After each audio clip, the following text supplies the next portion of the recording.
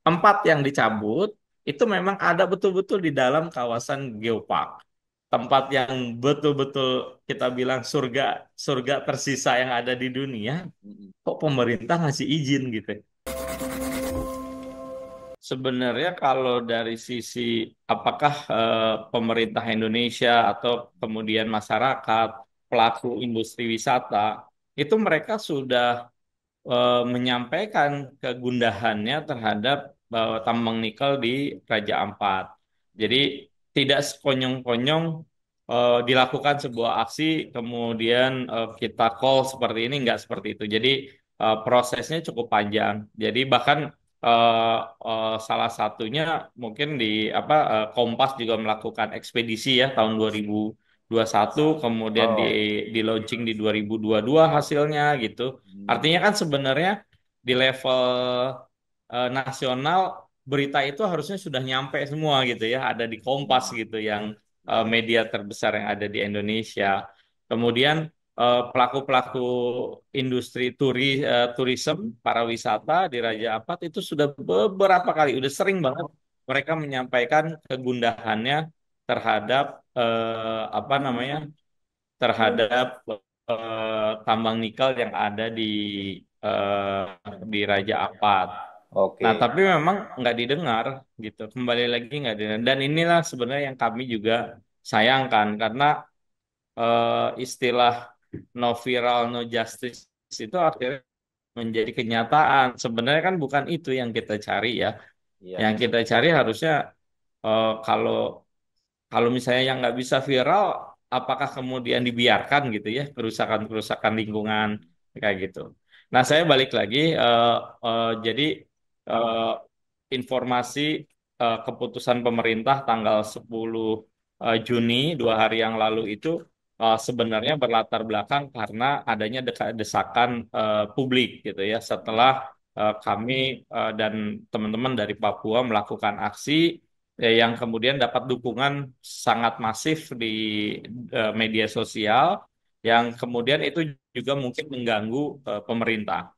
Nah, balik lagi ya. Jadi artinya karena ada tekanan dari publik, kemudian Presiden Prabowo kemudian memanggil para menterinya, mereka bikin rapat terbatas kabinet, kemudian memutuskan itu 4 konsesi yang aktif itu dicabut, kemudian satu di di dimonitoring. Nah, saya sekarang mau cerita tentang 5 konsesi itu. Nah, Ya, kelima silakan. konsesi ini jadi memang Raja Ampat itu kita tahu sebagai wilayah global geopark. Hmm. Nah, sebagai wilayah global geopark, maka Raja Ampat ini mendapatkan perhatian yang khusus seharusnya gitu.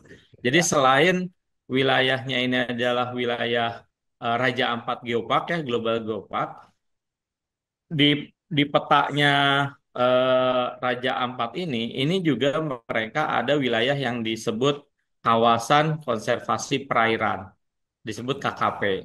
Artinya dia ada kawasan konservasi perairan, kemudian dia itu juga ada pulau-pulaunya ya, ada yang Ya. statusnya hutan lindung, ada statusnya kawasan konservasi untuk cagar alam. Jadi Oke.